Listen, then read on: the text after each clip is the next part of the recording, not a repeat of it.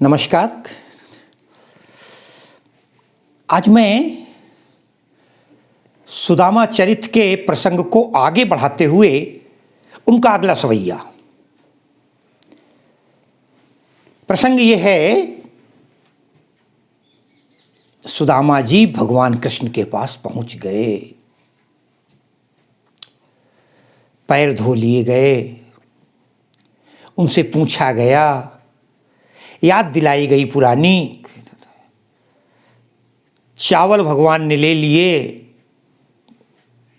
जो सुदामा की पत्नी ने दिए थे, और वो चावल लेकर भगवान ने खोले, उस पोटली को खोला, और खोलने के बाद भगवान ये नहीं कहा भगवान ने धो लाओ। ध्यान रखिएगा, ये है प्रेम। सुदामा के बगल में दबी हुई पोटली, पता नहीं कितना पसीना आया होगा, पता नहीं कितनी गंदगी होगी, वो कपड़ा कितना गंदा हो गया होगा। सामान्य हम घर में जब चावल बनाते हैं, धो लेते हैं, भगवान कृष्ण ने धोने की आवश्यकता महसूस नहीं की। जब प्रेम होता है, लगाव होता है, तब तमाम सांसारिक चीजों का कोई महत्व नहीं रह जाता। और भगवान ने उस चावल को देखा, गदगद हो गए, और पता है ऐसे चावल हाथ में रखा और एक मुट्ठी फांक गए पूरा। पहली मुट्ठी फांक ली, इतना ही नहीं, दूसरी मुट्ठी फिर फांक ली। 2 मुट्ठी चावल खा चुके थे कि अचानक रुक्मिणी जी भागती हैं बहुत तेज और उनका हाथ पकड़ लेती हैं, रोक दिया खाने से। क्यों? ध्यान दे दीजिए। हाथ गयो प्रभु को कमला, कहे नाथ कहा तुमने चितधारी। अरे तंदुल खाए मुट्ठी दुई दिन, कियो तुमने दुई लोक बिहारी। और खाए मुट्ठी तिसरी अब नाथ, कहा निज वास की आस बिसारी। अरे रंग कहीं आप समान कियो, अब चाहत आप ही हो न भिखारी। क्या कहा? हाथ गयो प्रभु को कमला। ध्यान दीजिएगा, ब्रजभाषा है, सवैया छंद है, बार बार बताने की आवश्यकता इसलिए पड़ती है, कुछ विद्यार्थी नए आ जाते हैं। ब्रजभाषा का प्रयोग सवैया छंद है, नरोत्तम की लिखी हुई कविता है। प्रसंग बता दिया है। हाथ गयो, हाथ पकड़ लिया, ग्रहण करना, पकड़ना। हाथ गयो, किसका हाथ पकड़ा? अरे प्रभु को। यहां प्रभु कौन है? भगवान कृष्ण। कृष्ण का हाथ पकड़ लिया। किसने पकड़ लिया? कमला ने पकड़ लिया। आप कहेंगे कमला माने रुक्मिणी तो नहीं होता ना, मैं कब कहता हूं कमला माने रुक्मिणी होता है? अरे कमला तो लक्ष्मी का पर्याय है, यही तो विशेषता है। भगवान विष्णु का ही तो अवतार कृष्ण है, भगवान विष्णु का ही अवतार तो राम है। कई जगह पर ऐसी आवश्यकता पड़ने पर नरोत्तम ने भी और अन्य कवियों ने भी उन्हें भगवान हरि भी कहा है, विष्णु भी कहा है। यदि आपको यकीन न हो तो उनकी एक लाइन बताएं। लिखा है, जिस समय भेंट कर रहे हैं, मैंने वो दोहा नहीं लिया था, रंक से राव भयो तबही। रंक माने राजा, रंक और राजा का तुलना होती है। रंक यहां सुदामा है, रंक से राव भयो, वो राजा हो गए। कौन? सुदामा। कब? रंक से राव भयो तबही। अरे जबही भरी अंक रमापति भेंट्यो। जब रमापति अर्थात रमा लक्ष्मी के पति विष्णु ने गले लगाया सुदामा को, उसी समय वो रंक से राजा हो गए। तो कमला लक्ष्मी का पर्याय है। यहां कृष्ण की पत्नी रुक्मिणी की ओर संकेत है। हाथ गयो प्रभु को कमला, लक्ष्मी स्वरूपा उनकी पत्नी ने कृष्ण का हाथ पकड़ लिया। हाथ गयो प्रभु को कमला।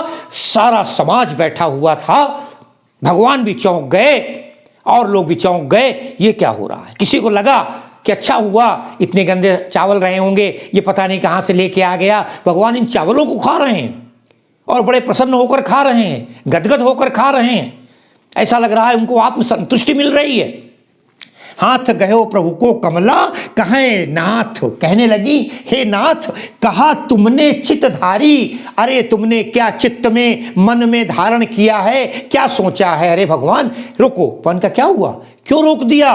कहती है कहे नाथ, हे नाथ, कहा क्या तुमने चित्त माने अपने मन में क्या सोचा है, क्या धारण किया है। भगवान ने कुछ नहीं सोचा है, मैं सुदामा की लाई हुई भेंट स्वीकार करके उसे खा रहा हूं। कि ना, आप खा नहीं रहे हैं, ये दुनिया के दिखाने में आप खा रहे हैं, आपके पीछे तो बहुत बड़ी छिपी हुई भावना है। मैं आपकी अर्धांगिनी हूं और आपका कम से कम 50% जानकारी तो कर लेती हूं ना, अर्धांगिनी होने के नाते। बोली तंदुल खाए मुट्ठी दुई, अरे तुमने 2 मुट्ठी तंदुल खा लिए हैं, तंदुल चावल है, तंदुल खाए मुट्ठी दुई, 2 मुट्ठी तंदुल खा करके, 2 मुट्ठी चावल खा करके तुमने क्या किया। अरे दीन जो गरीब था सुदामा, उसे कियो क्या कर दिया तुमने।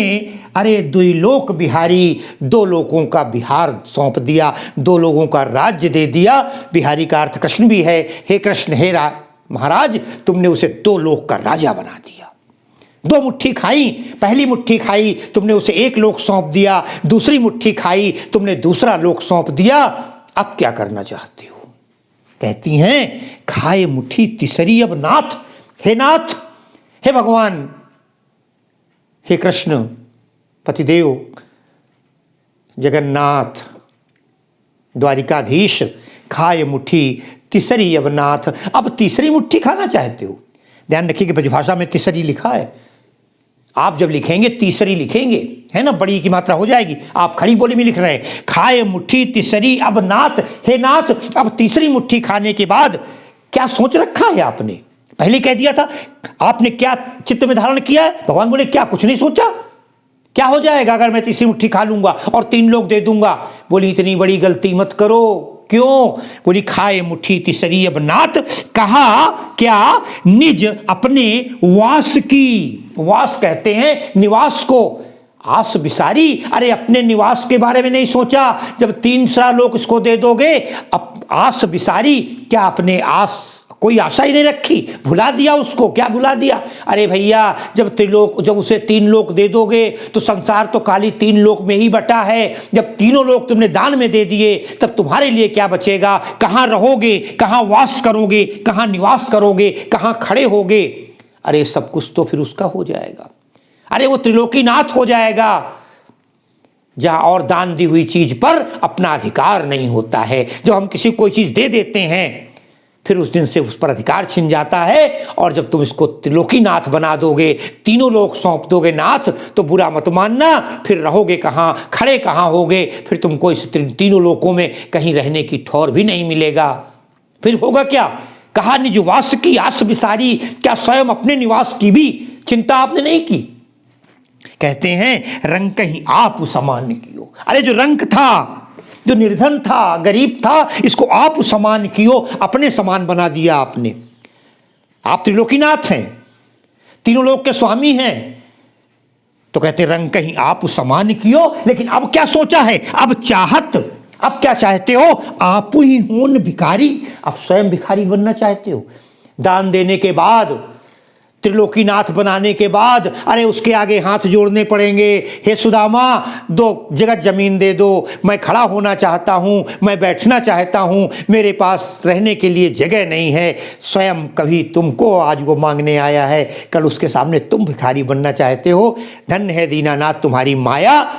इसलिए मेरे निवेदन है कि तीसरी मुट्ठी मत खाइए, क्योंकि अब आप फिर रंग हो जाएंगे, फिर वही क्रियाकलाप चलता रहेगा।